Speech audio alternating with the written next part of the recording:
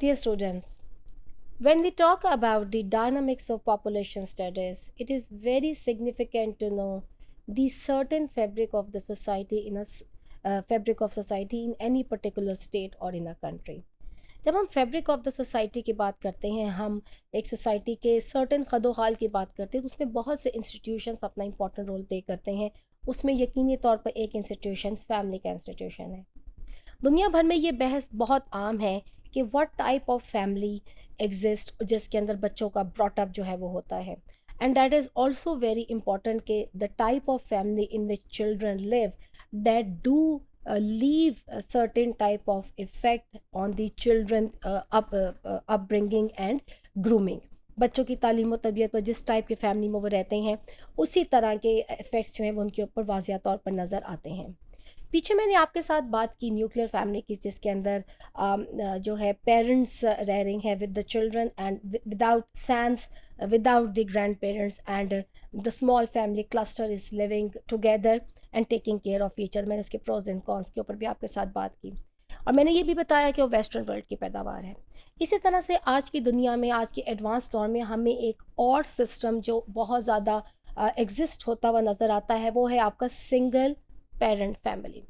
जैसा कि नाम से वाजिया है कि सिंगल पेरेंट्स फैमिली जो है, it consist of the one parent who are raising one or more children.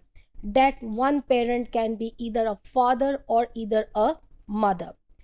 Single parent family ये कुछ डेकेड्स के अंदर, ये वेस्टर्न वर्ल्ड के अंदर बहुत कॉमनली हमें नज़र आया है, जब ख़ास तौर पे मैरिज का इंस्टीट्यूशन जो है वो हमें दम तोड़ता नज़र आया है और लोग लिव इन रिलेशन की तरफ जो है वो आए हैं।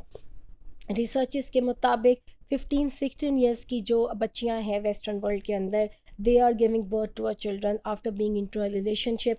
और उसके बाद ज़्यादातर यही चीज़ देखी गई है कि मोस्टली मदर्स जो है, द सिंगल पेरेंट के अंदर मदर्स जो हैं वो आपको नज़र आएंगी बच्चों की टेक केयर करते हुए।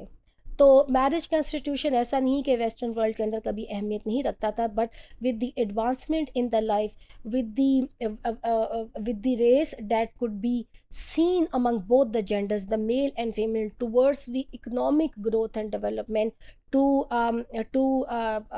grab the opportunities जो कि इकोनॉमिक ग्रोथ एंड डेवलपमेंट में वेस्टर्न वर्ल्ड को है, दोनों जेंडर्स को। इस रेस के अंदर हमें बहुत से ऐसे millions of people who don't want to get married and who would like to stay in a relationship for a shorter period of time, और लोग जो हैं वो शादियां नहीं करते। इसके नतीजे में जो बच्चे पैदा होते हैं वो ज़्यादातर फिर सिंगल पेरेंट के अंदर वो चीज़ें जो है वो देखी जाती हैं। यूनाइटेड नेशंस के अंदर 1 in 4 children is born to a single mother in USA. अगर हम यूएसए की एक रिसर्च के अकॉर्डिंगली, 2020 की एक रिसर्च के अकॉर्डिंगली अगर हम बात करें, तो 1 में से 4 वो बच्चे हैं जो सिंगल पेरेंट के साथ रह रहे हैं, और मदर्स जो हैं वो ज़्यादा उसमें रिस्पॉन्सिबल हैं। वाइल टॉकिंग अब, तो ये एक चीज़ जैसा मैंने आपको बताया रिवील करती है एक वीकनिंग फैमिली इंस्टीट्यूशन को, और ये चीज़ रिवील करती है एक वीकनिंग मैरिज का जो इंस्टीट्यूशन है उसको भी एक वहाँ पे अहमियत नहीं है।